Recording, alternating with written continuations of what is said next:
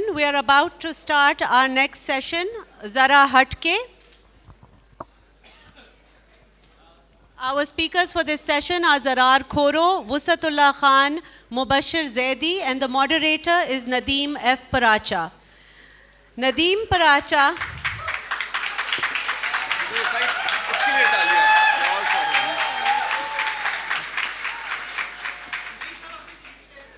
Nadeem Paracha is a cultural critic, satirist, and well-known columnist at Daily Dawn.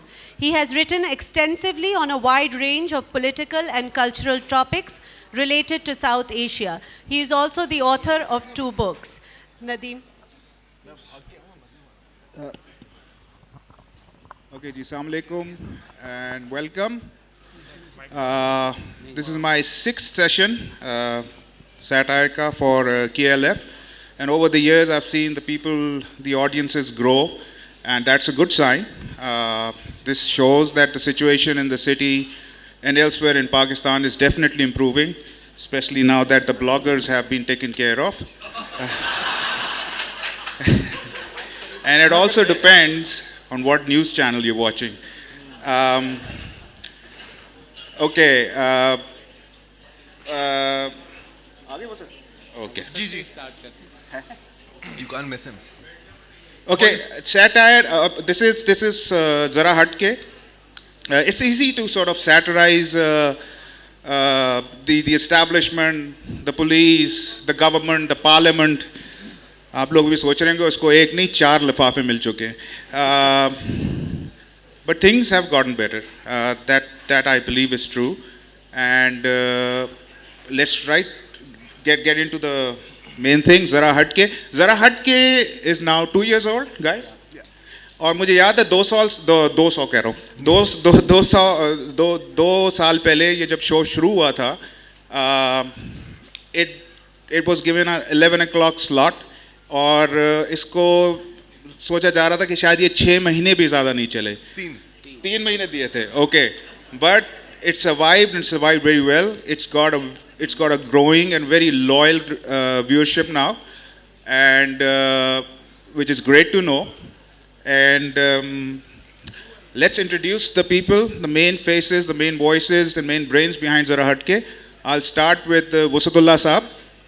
Wusatullah is...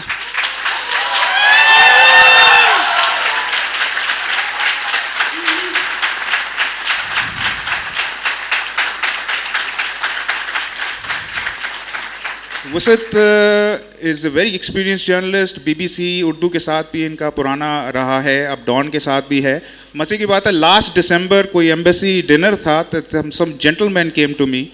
तो उन्होंने बोला, आप वुसत साहब को जानते हैं? मैंने जी बिल्कुल जानता हूँ. कहते हैं यार उनका समझ नहीं आता कि वो तंज कब कर रहे हैं और कब सीरियस हैं. Then he added that आपका मुझे समझ आ गई, लेकिन वुसत साहब की नहीं समझ आई है. Then he said कि यार वो टीवी पे इनका एक शो भी चलता है, वो हट परे. मैं नहीं जी, ज़रा हट के. हाँ, कहता है बस. ही एक्चुअली सेड कि मैं वो शो देखता हूँ और मेरी कंसंट्रेशन वुसत साहब की शक्ल पर होती है थ्रू आउट, कि मैं it be very interesting now to meet that gentleman to find out what his intense viewing of Wusat's face has sort of gotten him. Body language. Yeah. Okay, Mubashir Zaidi, he was director news at Dawn News. Then I'm sure Dawn people sort of called him and कहा कि इनको promotion दी जा रही है, और promotion क्या थी कि रात के 11 बजे का शो जो मेरे ख्याल 3 महीने भी नहीं चलना. But never has the concept of promotion been so dubious before, but he's made the best of it. And Zarar Khoro.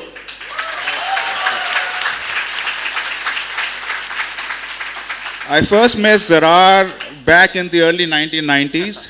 I used to be a reporter and a feature writer at an English daily, and Zarar came as a young man. मैं भी young था, लेकिन ये ज़्यादा younger थे. He came in as an internship पर आए थे, internee आए थे, and the day he walked inside the room, the पहली चीज़ मेरे दिमाग में आई Woody Allen. And he hasn't disappointed me. He's got a fantastic sense of humor and wit. He's very well informed.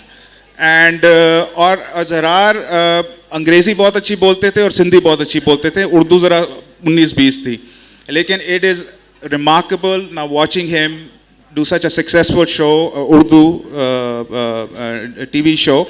अब ये मुझे नहीं पता वो उर्दू लंदन की बोली जा रही है या कराची की. So, okay. So let's start with the questions. I'll start with Zarar. Zarar, I remember जब ये show आप शुरू कर रहे थे, right in the beginning, you were very skeptical as well. जैसे यार ये 3 महीने भी नहीं चलेगा, 6 महीने नहीं चलेगा, but it has survived and survived pretty well. So what?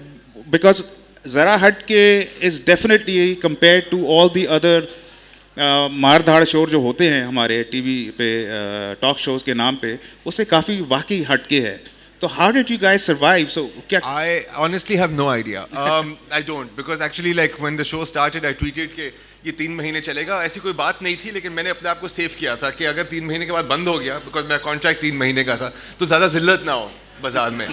तो you no this is what they call ना जर्नलिज्म में कि यार अगर आपको नहीं पता कह दो अकॉर्डिंग टू सोर्सेज. तो ये वो था. अच्छा, एक मैं एक तस्वीर लूंगा एज सबूत, क्योंकि मैं घर वाले नहीं मानेंगे कितने लोग आए हैं सुनने के लिए. Raise your hand. Raise your hand. Thank you. There's an interesting story behind the name of the thing also, because आपको पता है डॉन न्यूज़ में हमें मीटिंग्स का बड़ा शौक है. दीवार का रंग क्या करना है, उसकी 4 दिन मीटिंग चलेंगी कि नहीं. I think that Dawn should be blue, कोई कहेगा नहीं ग्रे, फिर इवेंचुअली जो सस्ता पेंट है वो हम कर लेते हैं. बट पॉइंट इज कि पहले हम कहते थे कि नाम क्या रखें. तो एक था अकले कुल, you know, but as a satire, so people were like कि नहीं. मैंने कहा तीसरा रख दो, तो लोग कहेंगे कि या तो ये समझेंगे कि या तो ये हिजड़ों का शो है या तो क्रिकेट का शो है. तो and this is true, this actually happened. And then Shakeel Masood came up with Zara Hatke and I am like excellent, you know. तो ये कर जबरदस्त. चल कैसे किया मुझे नहीं पता ऑनेस्टली स्पीकिंग, क्योंकि मतलब बकौल वसतुल्लाह खान 100% रेटिंग से पाक है. एंड पता नहीं, I mean apparently people do watch it. I don't know why. I honestly. That is modest. Yeah. But we will discuss why. हाँ. वसत, आपका एक पहले भी, इससे पहले आई थिंक 2 साल पहले या 3 साल पहले एक शो आप करते थे डॉन न्यूज़ पे, राइट? जी.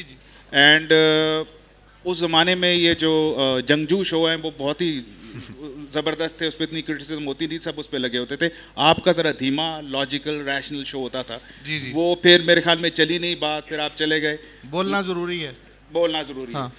अब आप इधर आ गए. वो ये जो है ना, ये जो किरदार कशी की मुहिम उस शो के खिलाफ चलाई जा रही है कि बोलना ज़रूरी है. नहीं चल पाया इसलिए मैं चला गया, ऐसा नहीं था.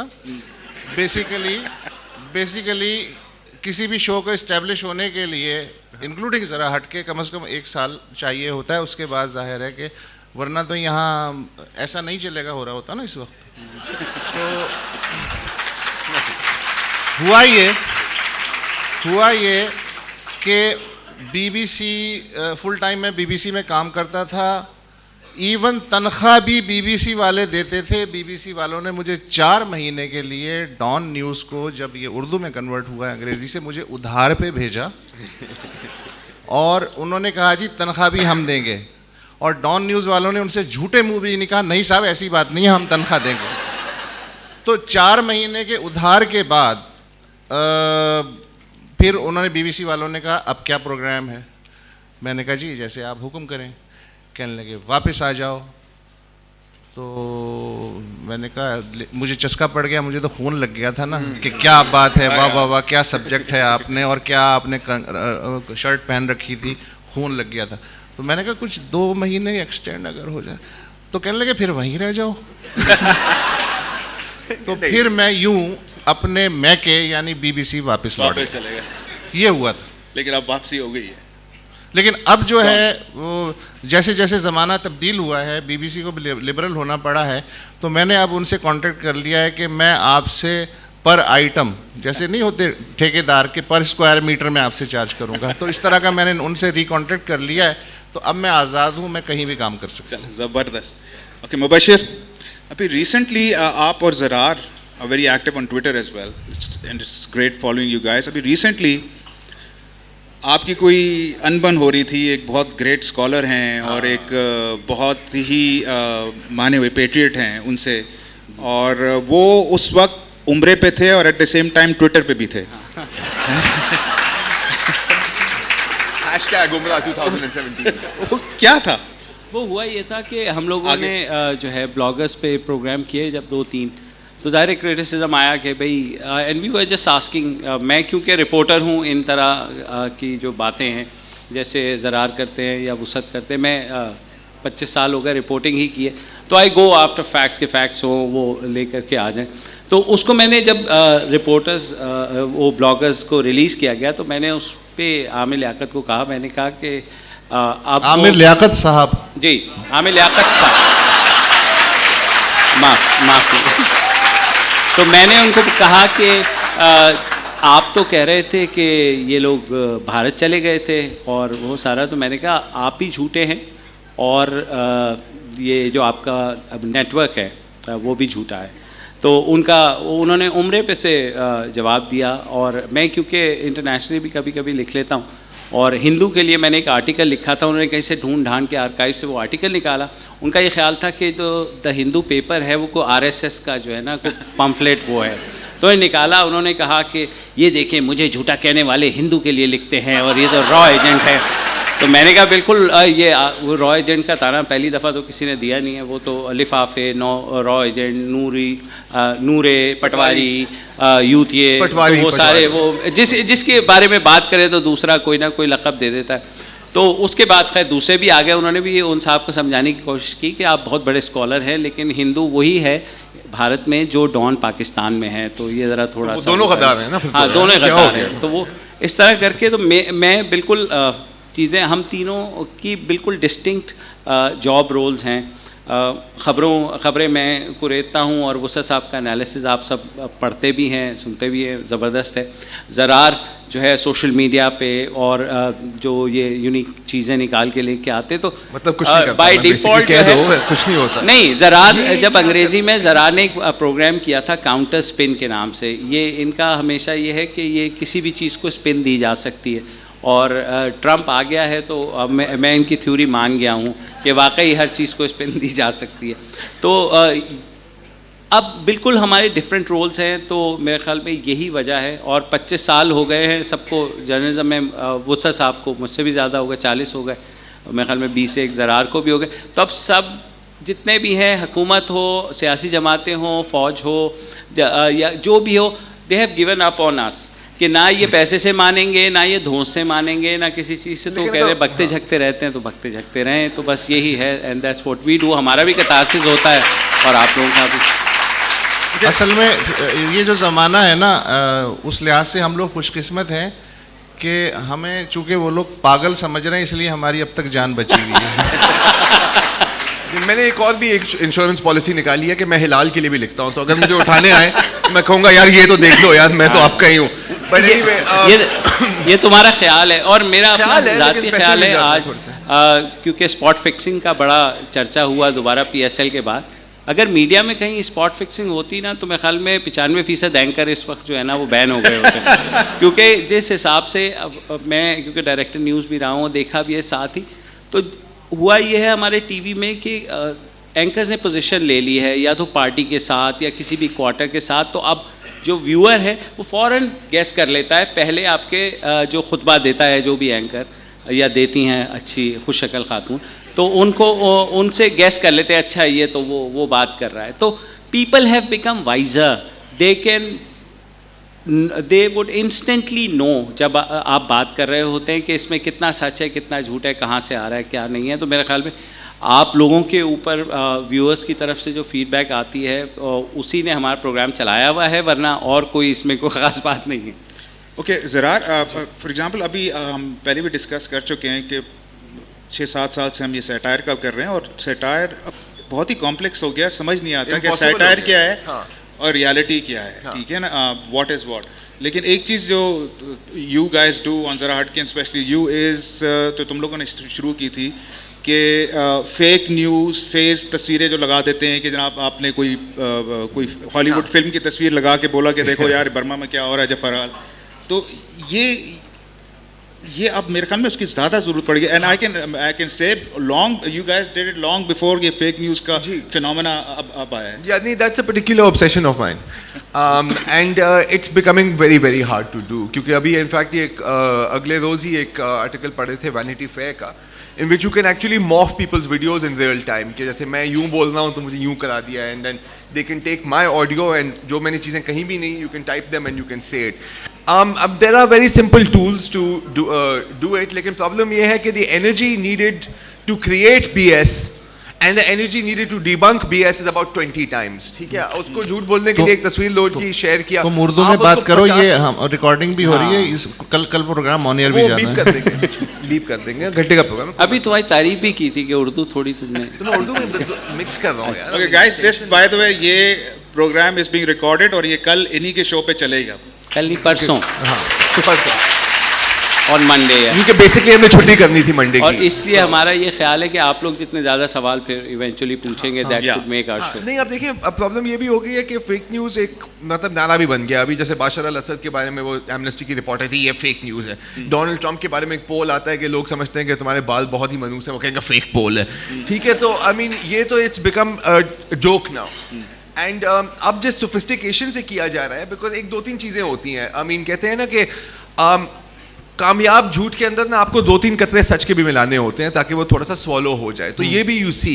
अब रिसेंटली आई थिंक वो कौन सी स्टोरी थी, हाँ, BBC की जो रिपोर्ट आई थी पार्क लेन फ्लैट्स के बारे में. जी. तो फिर एक फिक्टिशियस रिपोर्ट आई थी APP में कि जी BBC ने एक इन्वेस्टिगेशन लॉन्च कर दिया. तब उसके अंदर बैकग्राउंड भी देंगे, और 2004 में एक BBC रिपोर्टर ने ये किया था ताकि उस खबर में थोड़ा सा वजन आ जाए. दैट इज स्टिल फेक, लेकिन it is a better fake. So it's good to see कि क्वालिटी तो कम से कम फेक न्यूज़ के ऊपर जा रही है, and that's I am happy about that. जहाँ तक सैटायर की बात है यार, मैं तो कहता हूँ अब सैटायर मतलब नामुमकिन हो गया है, क्योंकि अनियन की न्यूज़ हेडलाइंस और एक्चुअल न्यूज़ हेडलाइंस में कोई फ़र्क नहीं है. एटलीस्ट अमेरिका को आप देख लें या कहीं को भी देख लें, खबरिस्तान टाइम्स तो बेचारा वो अभी तक बंद ही है ना. और ट्रम्प के आने से जो है, मेरा ख्याल है कि सबसे ज़्यादा जो नुकसान है वो स्टैंड अप कॉमेडियंस को हो रहा है. अब क्यों सुनेंगे वो?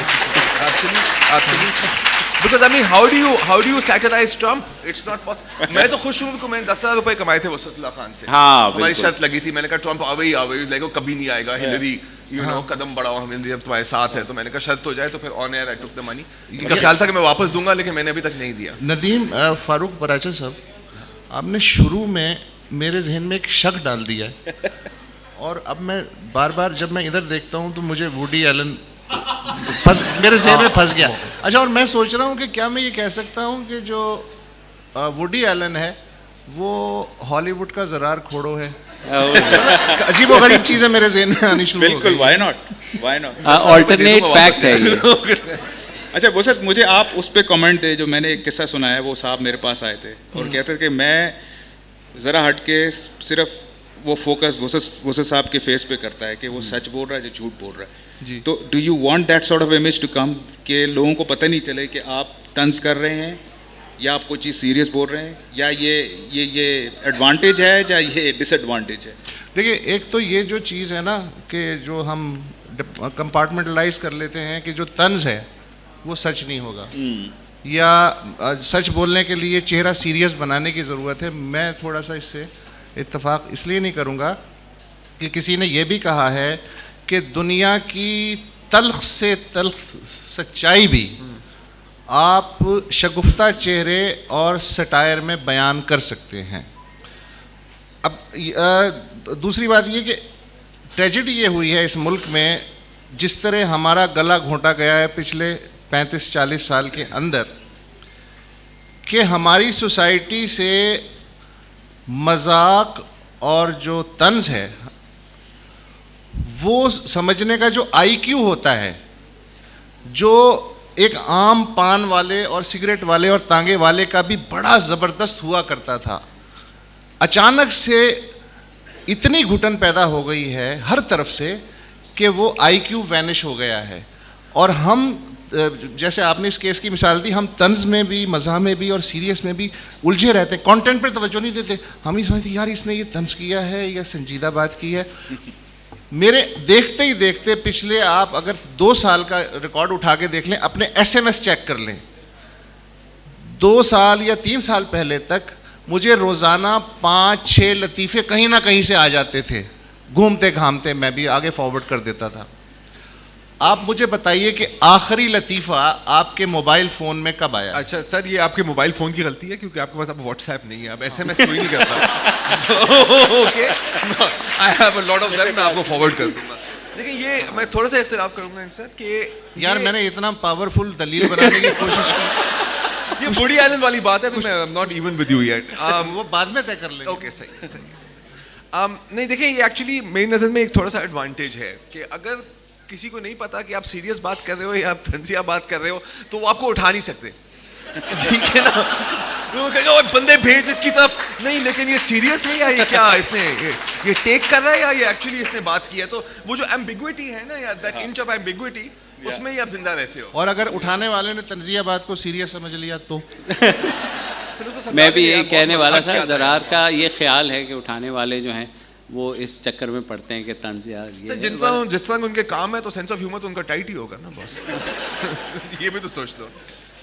अभी हमारे आपने नोटिस किया होगा डॉन के वेबसाइट पे थोड़ा सा भी सैटायर होगा तो उनको बड़ा बड़ा नीचे लिखना पड़ता है कि दिस इज सैटायर। हाँ, काफी लोग कहते हैं यार ये जो कमेंट है disclaimer is funnier than the content. और ये बुराई आपके कॉलमों से शुरू हुई। हाँ, आई रिमेंबर उस वक्त वहाँ पे काम भी कर रहा था, बड़े वहाँ पे कंट्रोवर्सी चली थी। वो मलाला वाली लोगों ने बतौर सबूत, प्रेस टीवी ने इसको बतौर सबूत पेश किया था कि ये देखें, ये स्पाइडरमैन हम बोल रहे थे यला हराम एजेंट है। मुझे लगता है कि यला नहीं बोलेंगे, सॉरी। अगले जो जमाना आ रहा है उसमें आपको हर जुमले के साथ LOL भी लिखना पड़ेगा। नहीं, वैसे LOL की भी अब अहमियत खत्म हो गई है। कोई ट्विटर पे आप देखेंगे, you bloody I hope you die, I'm going to cut off your head, LOL we'll be like really funny यार, no thank you। so ये भी वो कर लेते हैं और फिर वो 4-5 इमोटिकॉन्स डाल देते हैं वो रोने वाले, you know, which is weird। नहीं, I would definitely जो जिस तरह वो स्ट्रक्चर होता है उन ट्वीट्स का समझ नहीं आती, बंदा वाकई लॉल करे या ना हाउल करे। लॉल, हाँ, बिकॉज वो इमोकॉन्स क्या कहते हैं उनको, emojis whatever। I hate emojis। It's like after hundreds of thousands of years you've gone back to hieroglyphics, you know। लेकिन उसमें ये ज़रूर है कि ख़बर हम लोग रखते हैं शुरू में ऐसी ख़बर जो कि दी जाए, जो ज़ाहिर है हमारी रिस्पॉन्सिबिलिटी भी है फॉर यू एज़ व्यूअर्स, तो हम उस पर कॉम्प्रोमाइज़ नहीं करते। ख़बर जब भी लेके आते हैं, और डॉन का आपको पता है, इनको भी पता है कि we try to cover every aspect of it. आपने देखा डॉन लीक्स के बाद भी जो support within the country मिली, सारा कुछ जो विद इन जर्नलिस्टिक कम्युनिटी मिली, तो ये डॉन का एक कल्चर है कि आप वो ख़बर नहीं देंगे जिस पे आप खुद श्योर नहीं हैं या जिसको अदालत में साबित नहीं कर सकते। वरना नॉर्मली मीडिया में होता यही है कि दिन में 500 में से मेरे ख्याल में 350 खबरें तो गलत होती हैं, जो बहुत अच्छी बात है क्योंकि इन्हीं से हमारे लिए एक स्पेस बनता है। Exactly, देखिए मैं तो वेट कर रहा था, मैंने कहा भंड कर दिया, 5 मिनट का सेगमेंट निकल आया। और 11 बजे का फायदा ये है कि आप 7 से 10 बजे तक हम लोग यही देखते रहते हैं कि कौन भंड करेगा, और पकड़ा गया आज कौन पकड़ा जाएगा। आई मीन कल रात की बात है, हाँ कल रात की बात है, वो भंड तो नहीं था लेकिन इट वाज क्लासिक अगेन हजरत आमिर साहब, मोहम्मद हनीफ का एक आर्टिकल आया था अभी हाल में ही, द डिसअपीयर्ड पाकिस्तान, तो उन्होंने वहां से स्टार्ट किया और बड़ा मैं आपको ये दिखाना चाहता हूँ नाज़रीन, you know, and all of that. तो उससे शुरू किया, वहां से उन्होंने कहा ये देखे हुए हैं द डिसअपीयर्ड पाकिस्तान। ये एक नफरत अंगेज जुमला है क्योंकि इसमें आप कहना चाह रहे हैं कि पाकिस्तान दुनिया के नक्शे से गायब हो गया है, पाकिस्तान दुनिया के नक्शे से कभी गायब नहीं होगा। और फिर वो आंसू भी आ गए बड़े, वो ड्रामे वाले, एंड यू नो, और फिर एक आध आम उठा के मतलब टीवी पे फेंका कैसे दिया, यू नो। तो it was classic. So I mean point is कि इसमें से तो आप हर दिन अगर आप चाहें तो आप पूरा शो 15 मिनट इन पे और 15 मिनट हम पे करते हैं और घर चले जाएं। You are seriously it's so easy. जरा ऐसा नहीं चलेगा, ऐसा ही चलेगा। ओके, वी क्वेश्चंस यूजुअली हम आखिरी 15 मिनट में लेते हैं, but I think it be a good idea if we start taking questions as soon as possible, because these guys really come out well. If asked, कोई mic है किसी के पास? I'm sorry, these guys are not prepared. अभी वो आप बोल लें। Doctor Shahid Masood ने जो रिटायरमेंट का ऐलान किया है, ज़ाहिर है कि हमारे कुलीग एंकर हैं, मैं उनकी बहुत इज़्ज़त करता हूं, और अगर वाकई वो इस ऐलान पे जमे रहे तो मैं यकीन दिलाता हूं कि उनका खला बरसों पुर नहीं हो सकेगा।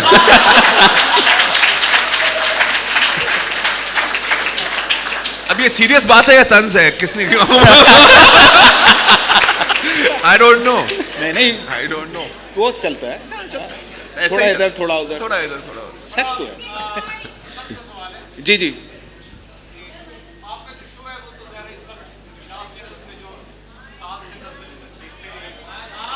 माइक आ रहा है तो माइक इसका माइक आ रहा है। वैसे इनकी आवाज है प्रोजेक्ट हाँ हाँ, वो टॉक पीछे शो नहीं आ वाली है, टॉक शो अच्छा। वाली। आई थिंक ऑन है, रही। नहीं ऑन नहीं है। नहीं ऑन नहीं है। ऑन भी कोई कर दे तो अच्छा होगा। बट वॉइस एक्टिवेटेड है।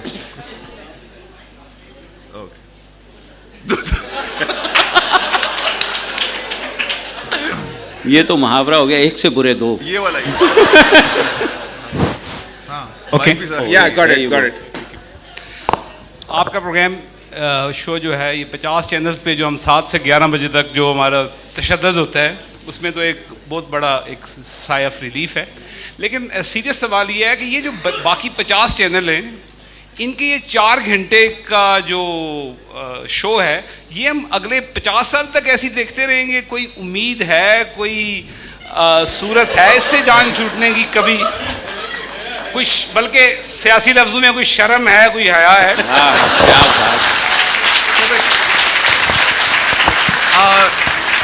ऐसा ही चलेगा, ऐसा ही चलेगा, ऐसा ही चले। मैं तो दुआ करता हूँ कि ऐसा ही चलता रहे। दूसरी बात है कि मतलब सवाल देखिए, सॉरी एक जैसे मतलब सालों से कराची के बस वाले वो करते रहते हैं ना, टावर है टावर है टावर है टावर है, तो यहाँ पे भी मतलब कोई 2 साल पैनमा है पैनमा पैनमा है पैनमा ही तो चलता रहेगा। So no harm in that यार, करने दो। हमें कोई टेंशन इसलिए नहीं है, बल्कि मैं तो दिल से चाहता हूँ कि ये जो शोज़ हैं ये ऐसे ही चलते रहें। सबका रिस्क लगा हुआ है, इनका भी लगा हुआ है, और ये शो चलते रहेंगे तो हमें हर साल इस तरह के मेलों में आप लोग सुनने आएंगे। वरना कहाँ से? हेलो, अब्दुल वहाब।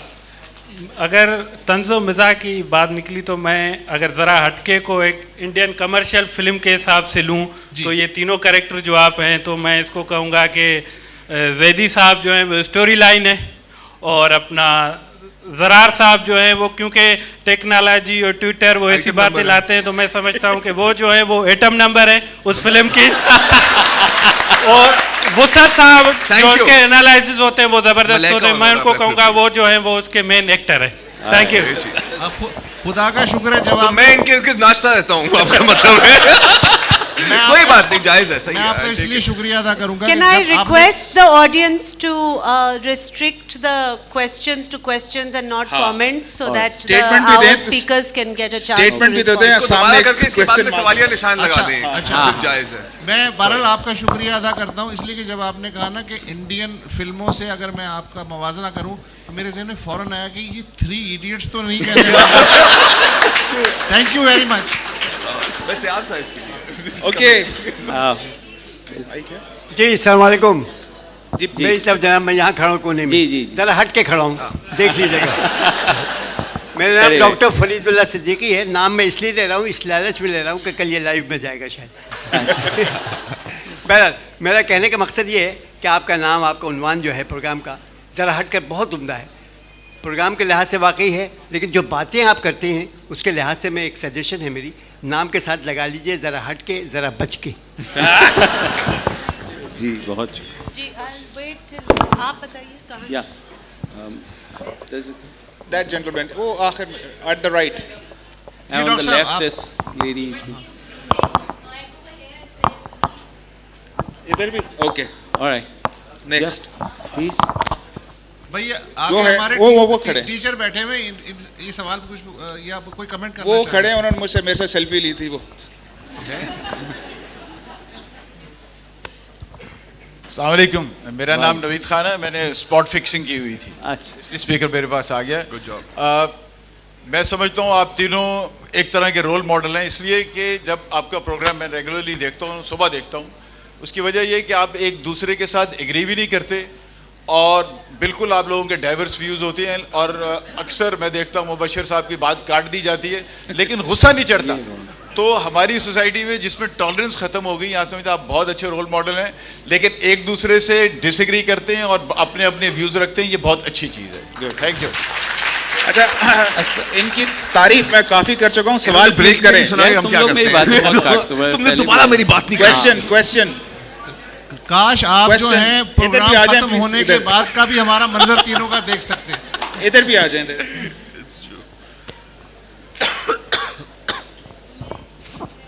हेलो जी, आज हम सबको पता है कि कौन सा चैनल के पीछे कौन सी पार्टी है, किसकी लाइन टो कर रहा है ओवरटली। जी जी। तो ये खुल के कब सब बताएंगे कि हम किस चैनल की, जैसे लाइक अमेरिका में कुछ CNN जो है वो लिबरल डेमोक्रेट्स की करता है और दूसरा ये फॉक्स न्यूज़ जो है वो रिपब्लिकन की करता है, CNN जो है वो डेमोक्रेट्स की करता है। तो हम पाकिस्तान में कब इस काबिल हो पाएंगे कि हमारे चैनल्स भी खुल के लाइन स्टोक करेंगे और हम वैसे प्रोग्राम कर पाएंगे जैसे अमेरिका में होता है? अब इससे ज़्यादा क्या खुल सकते हैं? आई मीन इससे ज़्यादा तो मतलब वो सिर्फ पार्टी का झंडा लगा सकते हैं अपने टिकट के साथ। आई डोंट नहीं, और हमारे पीछे तो हमारे घर वाले नहीं हैं।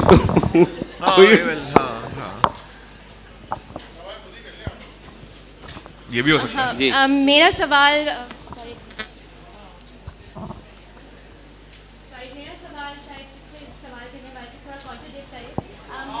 आवाज़ नहीं आ वो रही। दूसरा माइक ले लें, आपने गलत माइक ले लिया।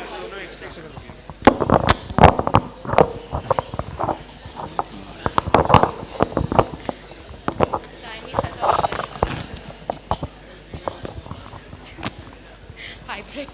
जी। अच्छा, मेरा सवाल थोड़ा सा उनसे कॉन्ट्रडिक्ट करेगा। मुझे जो आप लोगों के प्रोग्राम में लगा वो ये कि all three of you and up with somehow with the same perspective. कभी कभार ऐसा लगता है मुझे, जैसे अभी आपने करीम के टैक्सी पे जो बैन लगा उस पर आप लोगों ने एक ही यू एंड अप, बहुत सारे ऐसे होंगे लेकिन अभी जो वो हुआ आप लोग एक ही तरह का पर्सपेक्टिव कभी कभार यू एंड अप। और दूसरा मेरा सवाल ये है कि आप क्या समझते हैं कि कब तक as a society we will learn to laugh on ourselves? क्योंकि अभी तक आपके हंस तो लेते हैं हम लोग, लेकिन अपने ऊपर हम कब हंसना सीखेंगे? कब अपने ऊपर हम अपने एक लाइटर टोन में हम अपने आप को लेना एक्सेप्ट करना शुरू करेंगे? तो डेफिनेटली देखें, I mean I completely agree. I mean जो अपने आप पे नहीं हंस सकते ना, उन पे बस दुनिया हंसती है। It's the fact of the matter. लेकिन आई थिंक कि there are people and there are elements जो अपने आप पर हंसते हैं। I mean society as a whole को देखना बहुत मुश्किल होता है। कुछ लोग हैं, आप मजाक भी करेंगे, वो कहेंगे आपने गुस्ताखी किया, मैं तुम्हारा सर काट रहा हूँ, but there are still people who will laugh at it. And as वो जो बात आपने की कि मतलब एक पर्सपेक्टिव बन जाता है, कभी कभी वो हो जाता है। आई मीन मुबशिर, आपको याद होगा कि शो के मतलब पहले 3-4 महीनों में तो जब मैं और मुबशिर ही थे और आलिया थोड़ी देर के लिए थी, तो कहते थे कि जी आप डिसएग्री किया करें, यू नो आप ये पोजीशन लें, आप ये पोजीशन लें। मैंने कहा चलें, अगर हम चाइल्ड अब्यूज पे बात कर रहे हैं, मैं प्रो चाइल्ड अब्यूज हूँ या ये प्रो चाइल्ड अब्यूज है? तो उन्होंने कहा कि नहीं ये बड़ी एक्सट्रीम बात है। तो मैंने कहा तो फिर हम क्या मौसम पे तो नहीं बात करेंगे ना यहाँ पे मेरी जान। So this sometimes that happens. दूसरा ये है कि ओवरऑल अगर आप मीडिया का टॉक शोज का जेनेसिस देखें ना, वो ये है कि as if the world is going to end tonight. जिस तरह से एंकर्स कह रहे होते हैं कि इतना बड़ा करप्शन, मुल्क तबाह हो गया, ये नहीं हो गया। Every society has problems, every society has imperfections, no one is perfect, we all make mistakes, life goes on, the show must go on. तो ये जो हमारे मीडिया ने क्रिएट कर दिया इम्प्रेशन, जिसकी वजह से ये जनूनियत या इनटॉलरेंस हमारे माशरे में आ गए, नहीं इस चीज़ को ख़त्म करना, आज ही ख़त्म करना ज़रूरी है, ऐसे नहीं है। We learn to live with each other, respect each other's views, even ethnicity, religious views. हमें जब तक ये नहीं करेंगे, हम लोगों ने बहुत से ऐसे प्रोग्राम जानबूझ के किए रिलीजियस थॉट्स के ऊपर कि हमारी सोसाइटी में इतनी टॉलरेंट सोसाइटी होती थी, ये क्या हो गया है कि कोई सुनने को तैयार नहीं है एक दूसरे को, चाहे वो एक ही फ़िरके के लोग एक दूसरे से लड़ रहे हैं किसी बात पर। तो पहले तो ये होता था कि तमाम लोग बातें करते थे। हमारे जर्नलिस्ट के न्यूज़ रूम्स में एक अभी तक होता है, there is no such thing जो आपको सोसाइटी में नज़र आती है। तो जब तक हम मिल के कलेक्टिवली इस चीज़ को आगे लेके नहीं बढ़ेंगे, तब तक ये चीज़ ख़त्म नहीं होगी। और मीडिया इज़ एट फॉल्ट, उन्होंने ये चीज़ क्रिएट की है। अभी भी आप देख रहे हैं कि किसी पे भी तौहीन रिसालत, तौहीन मज़हब, गद्दारी के सर्टिफिकेट, ये जो सब चीज़ें अब ये जो बच्चे बैठे हैं, जो स्टूडेंट्स हैं जिन्होंने कल को हमारी जगह ली, उनको हम क्या पैगाम दे के जा रहे हैं कि हमारी सोसाइटी में नफ़रत के अलावा कुछ नहीं है। तो मेरा इस बच्ची का I 100% agree with what she is saying.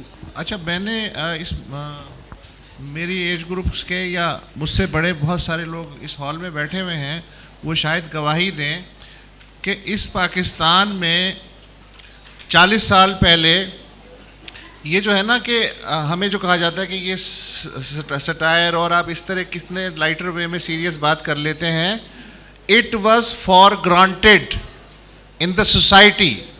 हर आदमी कोई ना कोई बात कर सकता था और उसे अपने शोल्डर्स पे या पीछे देखने की ज़रूरत महसूस नहीं होती थी। ये इंजेक्ट किया गया एक बेयकीनी, एक सेल्फ सेंसरशिप की जंजीर, और अब हमें ऐसा लगता है कि एज ए नेशन हमारे जो है जेनेटिक कोड में शायद वो चीज़ आ गई है। ये पाकिस्तान बहुत ओपन सोसाइटी थी, यहाँ खुल के बात हो सकती थी। ये तरक्की माकूस किया है, रिवर्स जो हमें गियर लगा है। तो अब उसकी वजह से अगर हम जैसा प्रोग्राम, मसलन बाज़ औक़ात मैं सोचता हूँ कि ऐसी हम क्या बात करते हैं, मतलब हमें नॉर्मल बातें लगती हैं, लेकिन शायद घुटन इतनी ज़्यादा है कि देखने वाले कहते हैं ये आपने कैसे बात कर दी, बच के रहो। तो ये अंधोनाक बात है, ये ट्रेजेडी है, और कम से कम मेरे एज ग्रुप के लिए जो एक टॉलरेटेड पाकिस्तान देख चुका है। इसमें एक बात मैं इसमें एक इजाफा करूँगा कि जैसे वसतुल्लाह खान ने अभी कहा कि वो चीज़ रिवर्स हुई है, ठीक है, तो इसका ये मतलब तो नहीं है ना कि वो दोबारा रिवर्स नहीं हो सकती। एंड देखिए, अल्टीमेटली माँ भी बच्चे को उस वक्त दूध देती है जब बच्चा रोता है, तो रोए, चिल्लाएं, speak up, because silence is not an option. ज़्यादा ज़्यादा क्या होगी, माँ आपको मतलब डिसअपियर कर देगी। तो you know, I mean what's the big deal यार, व्हाट्स द बिग डील, मतलब कोई गोली मार देगा, यू गोना डाई एनीवे यार, you may as well die well, आपके नाम पे भी टिकट चलेगा, आप भी शहीदों के फहरिस्त में शामिल होंगे। So what's the harm, what's the harm, because देखें जो मैंने यही देखा, आई मीन अगर आप सिर्फ सोशल मीडिया का देख लें, ठीक है, तो एक भेड़ चाल से लोग आती हैं, why you not talk about this you bloody traitor, you know, तो वो वाली लाइन आ जाती है। थोड़ा सा आप कहें, you will find another 100 people joining you in that, ठीक है। हम डर जाते हैं, हम रुक जाते हैं, अगर हमने ये कह दिया तो क्या होगा, क्या होगा, ज्यादा से ज्यादा क्या होगा, दिल kill you for it, so what, so what यार, आई मीन सॉरी, थोड़ी फेटलिस्टिक बात। Yes. मैं ये ज़रार खोड़ो साहब से बात करना चाह रहा हूँ। तीसरी दफ़ा इन्होंने जिक्र किया है कि यार हर आदमी ज़रार खोड़ो से ही बातें कर रहे हैं। जी जी, बाकी हर जुमे कोई भी कॉल आती है वसतुल्लाह खान के लिए आती है। बाकी दोनों से बहुत बातें मैं सर साहब ने पैकेज लिया हुआ है ना, वो सबको मिस्ड कॉल पहले से दे देते। तीसरी बार गायब होने का जिक्र किया। एक तो मैं ये पूछना चाह रहा था, क्योंकि मैं भी लिखता हूँ, तो अल हिलाल में लिखने का तरीका क्या है? सॉरी, अल हिलाल में लिखने का तरीका क्या है, ताकि मैं गायब ना हो सकूं, पहली बात। भाई से बात करें, मैं कट में दूसरी बात ये कि आप ये कोई फाइल प्ले था, ये तंज किया है, या मजाक है, या सीरियस बात है कि जो अल हिलाल में लिखेगा उसे नहीं उठाया जाएगा? इसका मतलब है कि क्या उसे छापने वाले और गायब करने वाले एक ही हैं? नहीं, लेकिन ये ज़रार खोड़ो से आप क्यों पूछ रहे हैं? इन्होंने ये बात की थी, तो मैंने ऐसी स्पेक्युलेटिव बात की थी यार, मैं एक्चुअली नहीं मरना चाह रहा यार, ना मर पाओ यार। नेक्स्ट, अभी तो आप कह रहे थे so what.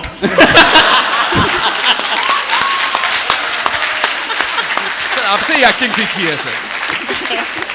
I was talking about them dying, not me dying.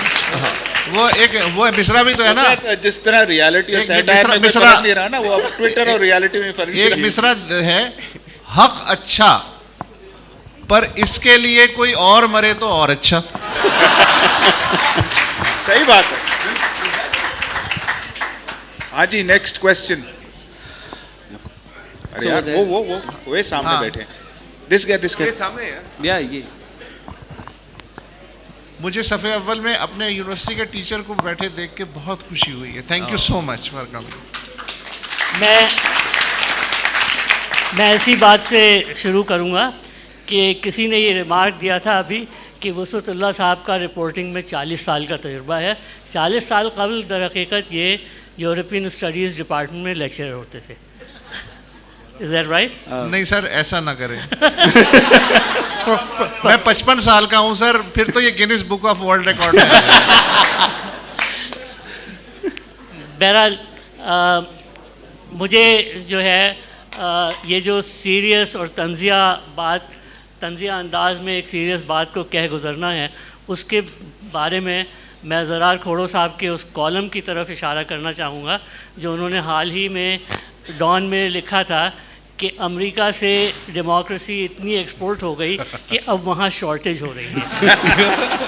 तो मैं दावत दूंगा आप तमाम लोगों को जिन्होंने वो कॉलम नहीं पढ़ा कि एक दफ़ा ज़रूर पढ़ा। मैंने उसको फेसबुक में शेयर किया है, लोगों ने, मेरे कई अमेरिकी दोस्तों का बड़ा पॉजिटिव कमेंट आया उसके। थैंक यू सो मच, शुक्रिया।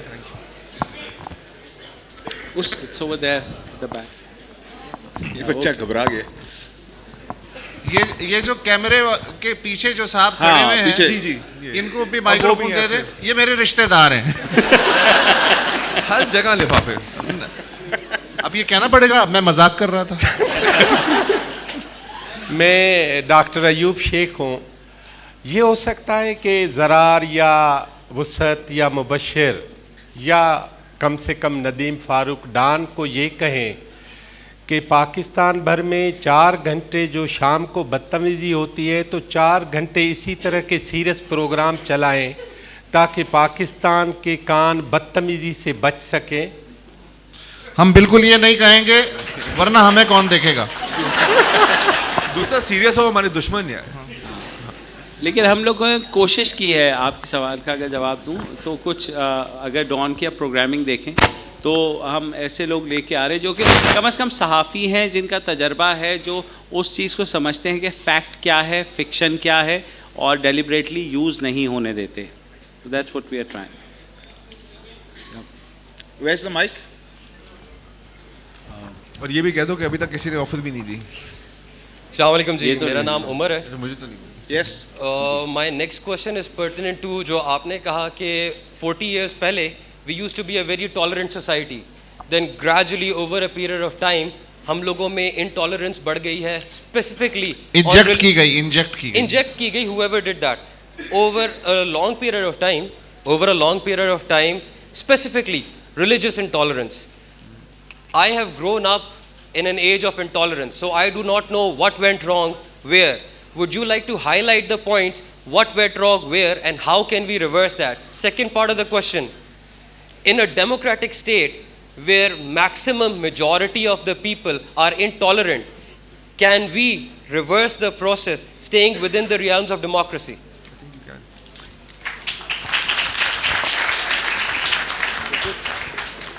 यार ये मुश्किल सवाल है, मैं जवाब नहीं दूंगा। देखिए 40 साल पहले मैं पैदा नहीं हुआ था। Anyway, देखिए ये जो आपने जो बात की है, जो पहले जो सवाल है, that's a very very long answer, and I think मतलब maybe if you want to talk to Wasat afterwards, या आपने कोई कॉलम लिखा हो तो आप उनको विफाक करते हैं। दूसरी बात है कि अगर हम अज्यूम करें, और मैं ऐसे एग्री नहीं करता कि the vast majority is intolerant, देखिए जी, a vocal and determined minority अगर आप पूरी तारीख पढ़ लें is capable of affecting change, ठीक है? So once that movement starts, it may lead somewhere else. Otherwise, एक society में 2 engines होते हैं, जैसे 2 पहिए होते हैं किसी भी साइकिल की, and they both move together like yin and yang. I mean, I don't know, थोड़ी philosophical बात है, लेकिन there's always hope यार, नहीं तो फायदा क्या है किसी चीज़ का। और I see hope in young people. दूसरा जो है ना, मैं एक मिसाल देना चाह रहा था। एक तो यार हर वक्त मुझे जब भी बोलता हूँ किसी ना किसी की बात काट रहा होता हूँ, सॉरी फॉर दैट। वो तो ये प्रोग्राम नहीं है खैर, लेकिन फिर भी काट लिया। ये जो बात की ना आपने कि जी जो सोसाइटी इंटॉलरेंट हो चुकी है वो दोबारा रोशन ख्याल हो सकती है, खुले जहन की हो सकती है, ये मुमकिन है।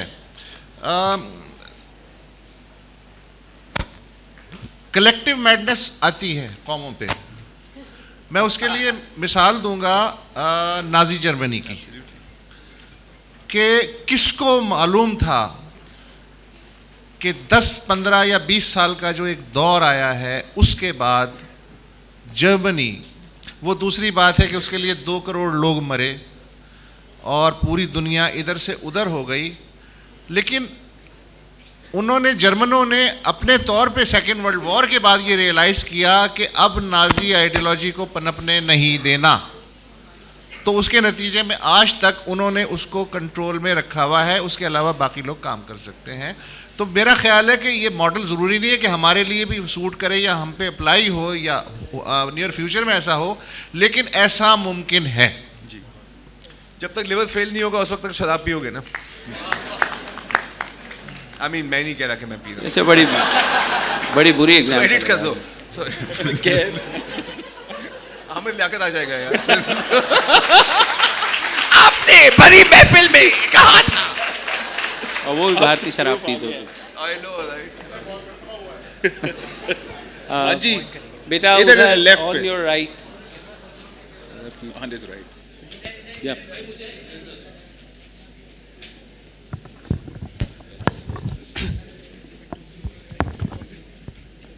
अस्सलाम वालेकुम। हमज़ा बलोच, कराची यूनिवर्सिटी DSF से मेरा ताल्लुक़ है। मुझे आप लोगों से ये पूछना है कि जब ये ब्लॉगर्स एबडक्ट हुए थे या मिसिंग हुए थे, तो उस वक्त जब मीडिया पे आप लोगों ने आवाज़ उठाना शुरू की थी, तो शुरू में तो हम सब सहमे हुए थे, लेकिन फिर हमने सोचा कि हमें भी ज़रा कुछ बोलना चाहिए और एहतजाज करना चाहिए। हम निकले थे आर्ट्स काउंसिल और प्रेस क्लब पे, तो उसके बाद फिर एक बहुत धमाकेदार शो हुआ था जिसमें कि कल्चरल आइकॉन शीमा किरमानी को भी उसमें टारगेट किया था। तो हम लोगों को ये मशवरा दिया गया कि भाई जो ज़रा हटके पे बैठ के बोल रहे हैं और जिनको टारगेट किया गया शीमा जी को, तो ये वो एक कल्चरल आइकॉन है, इनके पीछे डॉन खड़ा है, तो इन सब के बालों पे सफ़ेदी आ चुकी है। तुम लोग धड़ लिए जाओगे, बेहतर है कि खामोश रहो। ये लोग बोल सकते हैं, तुम लोग नहीं बोल सकते। तो आप लोग मतलब आप लोगों का इस पे क्या मानना है? आप हम लोगों को क्या मशवरा देंगे कि आया बोलने के लिए किसी इदारे का पीछे खड़ा होना या कल्चरल आइकॉन होना ज़रूरी है, या हम लोग भी बोल सकते हैं और बोलना चाहिए कि नहीं?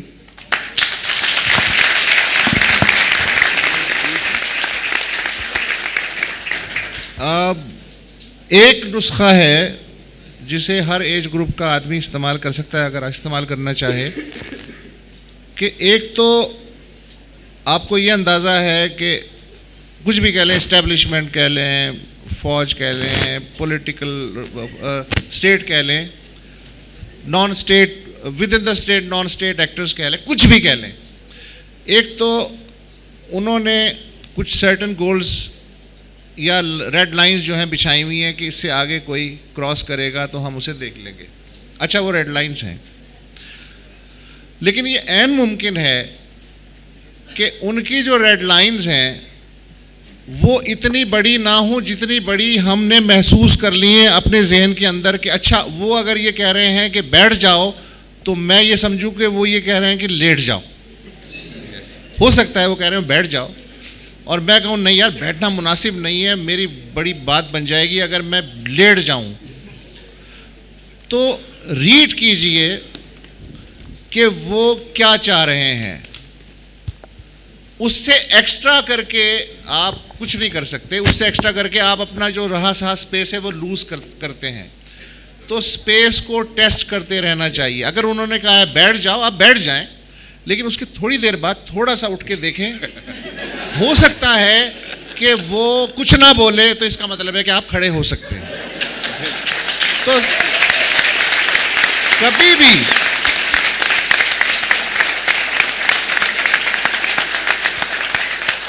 भी स्पेस को टेस्ट करना ना भूलें। करते रहें, एक दिन आप खड़े हो जाएंगे। और मैं अगर मेरा वसतुल्लाह साहब से एक मिनट में बस हमजा को यही बताना चाह रहा हूँ कि if we take our example, हम लोगों ने अनकॉम्प्रोमाइजिंग जर्नलिज्म किया है 25-30 साल से। तो अगर कुछ होना होता तो हो ही चुका होता, शायद हम लोगों ने वो चीज़ की। तो इट इज़ पॉसिबल और we want you to realise कि जैसे वसत ने कहा कि there will always be limitations, there will always be problems, लेकिन आपको you have to rise above it to do whatever you want to.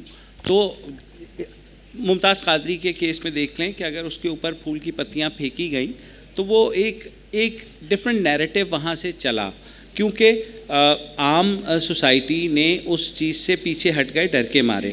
तो हालांकि पीपल्स पार्टी के भी पीपल्स लॉयर फोरम था, नून लीग का भी फोरम था, सारे कुछ वो वहाँ पर हो सकता, लेकिन हमने खुद अपने लेवल पे आके हर शख्स ने ख़ुद को खोल में बंद करना शुरू कर दिया for our own individual protection. बाकी तो यार जैसे ज़रार ने कहा, तो गोली तो मुझे सड़क के क्रॉस करते हुए भी भटकी हुई भी आके लग सकती है। अगर मैं इस डर से ही अपनी ज़िंदगी में कॉम्प्रोमाइज़ करता जाऊंगा कि मुझे कुछ नहीं होगा, और हम अक्सर ये भी कहते हैं कि जो हम लोग कहते हैं कि हम इंतहा पसंदी के ख़िलाफ़ डर के बैठ जाएं, ये सोच के कि वो मेरे घर नहीं आ रही, वो मेरे भाई के घर जा रही है, मेरे पड़ोसी के घर जा रही है, तो वो एक दिन मेरे घर भी आएगी। ये बात हमें याद रखनी चाहिए। बस एक फाइनल बस ऐड करना था। आप नेशनल ज्योग्राफिक या एनिमल प्लैनेट देखते हैं? हाँ, तो जो ज़ीब्रास होते हैं यार, जो बच जाते हैं ना शेरों से, वो क्यों बचते हैं? क्योंकि वो साथ भाग रहे होते हैं। जो बेचारा पीछे रह जाता है ना, वो खाया जाता है। So there is also safety in numbers, mind you. Sir मेरा सर वसतुल्लाह खान से यह क्वेश्चन है कि जो हमारे मल्टीपल डॉक्टर अल्लामा साहब सब कुछ चला के भी कहते हैं कि अब ऐसे नहीं चलेगा, आपके मुताबिक क्या उनका ये पेट्रोलिज्म परमानेंट चलेगा या अब ऐसे नहीं चलेगा? बंद हो गया नहीं, अभी के लिए तो बंद हो गया। मैं कैसे इस सवाल का जवाब दे सकता हूँ? ये तो उनका और सुप्रीम कोर्ट का मामला है। अब सब जुडिस है सर, सब जुडिस है ये मामला। इस पे लेट जाएं यार, सब जुडिस है, छोड़ दे। Sorry please. ये the some there's a lady in the front. she's the one.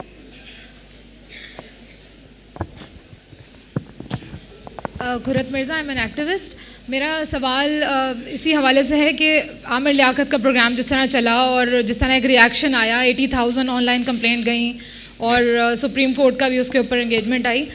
मेरा एक सवाल है कि हम एज ए व्यूअर्स या ऑडियंस जो इस तरह का प्रोग्राम देखते हैं और हमें ऐसा लगता है कि वो एक हेट स्पीच है जो इंस्टिगेट कर रही है ऐसे लोगों के लिए जो एक प्रोग्रेसिव आइडियाज़ पे बिलीव रखते हैं। सो आप लोग, बिकॉज यू आर जर्नलिस्ट, हर एक का इतना पीछे बैकग्राउंड है, आप लोगों को भी उतना ही बुरा लगता होगा जितना हमें लगता है। सो क्या ये मीडिया हाउसेस की रिस्पॉन्सिबिलिटी नहीं है कि ऐसे चैनल को कंडेम किया जाए? क्या सिर्फ आवाम को ही आना पड़ेगा या इट्स अ हाई टाइम के मीडिया हाउसेस भी डिसाइड करें कि वो लाइन के इस तरफ खड़े हैं या इस तरफ खड़े हैं? एक तो मैं पहले भी कह चुका हूँ, sorry you guys, media houses तक बात मेरे ख्याल में नहीं रुकनी चाहिए। आप ये भी देखें कि स्पॉन्सर्स कौन है इसी शोज़ पे। वही कोक, पेप्सी, नॉर, मैगी सब आ रहे होते हैं। आई थिंक उनके ऊपर भी आप क्वेश्चनिंग करनी चाहिए। बिल्कुल, मीडिया हाउस तक नहीं बात रुकनी चाहिए। आई 100% एग्री। आई मीन आपकी बात है ना, देखिए इट्स अ प्रॉफिट गेम, ठीक है, इट इज़ अ बिजनेस। वो आपकी मतलब कोई सेवा करने के लिए नहीं है इस मार्केट में फॉर द मोस्ट पार्ट। तो सर यही ना यार, ना बाप ना भैया, सबसे बड़ा 12 अरब रुपया। तो पॉइंट इज के they will do it until, and देखिए अभी आपने बात की पैमरा ने एक्ट किया जब 18,000 कंप्लेंट्स आए। तो again what Nadeem is saying ना कि यार अगर इतना है, right to the sponsors and से कि अगर आपने इस तरह की शो की स्पॉन्सरशिप की, we will black out. Media वाले तो अभी वो दोबारा पलट जाएंगे यार, कोई नहीं पता, ये दोबारा उसी नीले पीले पे ही आके रमजान ट्रांसमिशन कर रहा होगा। That it can entirely happen. I believe it. Yes, ये कोई दीन ईमान नहीं होता जी, कोई दीन ईमान नहीं होता।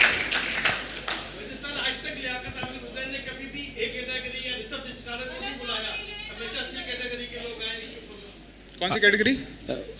मेरा ख्याल है हमें उन्हें ज़हमत देनी चाहिए। आमिर लियाकत साहब तशरीफ लाइए यहाँ पे। अगर यही अच्छा जी, नॉन आमिर लियाकत सवाल कोई? मेरा एक सवाल है, आप कह रहे हैं कि 40 साल पहले पाकिस्तान में इतना इंटॉलरेंस नहीं था, टॉलरेंस लेवल हाई था, राइट? लेकिन 40 साल पहले ही रावलपिंडी साजिश केस फैज़ अहमद फैज़ का हुआ था, तो I think that there is always a vacuum. 40 साल पहले भी वही वाला सूरत हाल थी जो अब है, तो आप इसको कैसे किस कॉन्टेक्स्ट में ले जाएंगे जब फैज़ साहब को रावलपिंडी जेल में बंद कर दिया गया था और उसमें उन्होंने वो लिखा भी, उनसे किसी ने पूछा कि क्या हुआ था, तो उनका वो मशहूर शेर उन्होंने कहा कि वो बात सारे फसाने में जिसका जिक्र न था, वो बात उनको बहुत नागवार गुजरी है। तो because I have been thinking कि 40 साल पहले अगर इतनी आज़ादी थी तो ऐसा क्यों हुआ था? देखिए, अगर आप एक केस को लेके बात करेंगी तो फिर तो बात बहुत लंबी हो जाएगी। मैं सिर्फ आपको एक मिसाल देता हूँ कि पहले ज़ियाउल हक साहब भी इतने शरीफ थे मेरी नज़र में कि वो कोड़े मारते थे सामने, वो आदमी को अरेस्ट करते थे और उसे मच जेल भेज देते थे, गायब नहीं करते थे।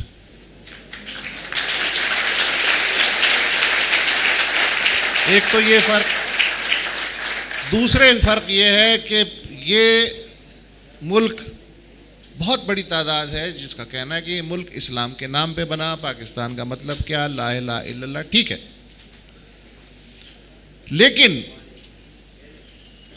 47 से लेके 77 तक इस मुल्क में मुस्लिम मेजॉरिटी उतनी ही होने के बावजूद जितनी आज है, तौहीन मजहब के जो केसेस थे वो 100 से भी कम थे शुरू के पहले 30 साल में। 77 से आज तक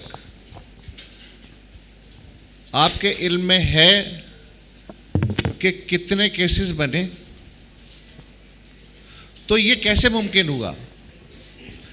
तो इसका मतलब ये है कि कुछ ना कुछ तो तब्दील हुआ है जिसे हम तब्दील करने की कोशिशों में आज यहां जमा हैं, वरना हम यहां बैठने की जरूरत ही नहीं थी।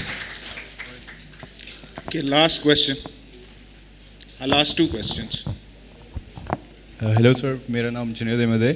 सर मेरा क्वेश्चन ये कि आपको नहीं लगता कि जैसे यूएस या यूके में टीवी चैनल्स इतने ज़्यादा नहीं है, 4-5 हैं, तो वहाँ पर पाकिस्तान की तरह ऐसे नहीं कि यहाँ पर 30-40 चैनल्स हैं, तो हर चैनल्स अपनी टीआरपी गेन करने के लिए कुछ ऐसी अनाप शनाप कोई भी अजीब सी खबर जो उनको पूरे पाकिस्तान खींचे उनको देखने के लिए करती है, तो इस पर गवर्नमेंट को रेगुलेट करना चाहिए, जैसे बोल के केस में। सर देखें, घी वालों का भी तो दिल होता है ना यार। मतलब अगर मैंने घी की फैक्ट्री और मैं कह रहा हूँ हुनकी करना है, मैं कहूँ मियाँ साहब एक टीवी चैनल चला दो, तो ये होता है ना हमारे यहाँ। नहीं, लेकिन क्योंकि हमारा मीडिया काफ़ी हद तक इंडियन मीडिया से भी इंस्पायर हुआ है कि जिसमें बहुत ज़्यादा फ्लैशी, आपने देखे होंगे फ्लैश और ये ब्रेकिंग न्यूज़ जो आती है, शिक शुक शां, जो उसमें वो होती है सारा कुछ, तो यहाँ पे समहाउ एक कल्चर है कि हर चीज़ को बढ़ा चढ़ा के बयान करना है। और क्योंकि 40 चैनल आ गए, जर्नलिस्ट वही थे 1000-1500, तो उनको चाहिए था हर चैनल के अंदर इतना ही मैन पावर, तो ट्रेन लोग नहीं थे, वो सब के सब आ गए। और वो इसीलिए जो एक मेरे भाई ने एवोल्यूशन की भी बात की थी, वी आर होपिंग कि इवेंचुअली एवोल्यूशन आएगी और चैनल्स में बेहतरी आएगी। लास्ट क्वेश्चन, एक्सटेंशन भी आती है एवोल्यूशन के साथ साथ वैसे। लास्ट टू, सॉरी, मेरा नाम शराज खान है। आपने सुना होगा जैसे सब लोगों ने कहा, आप सबकी जहनी नशोनुमा की बात हो रही है आपका प्रोग्राम देखने से।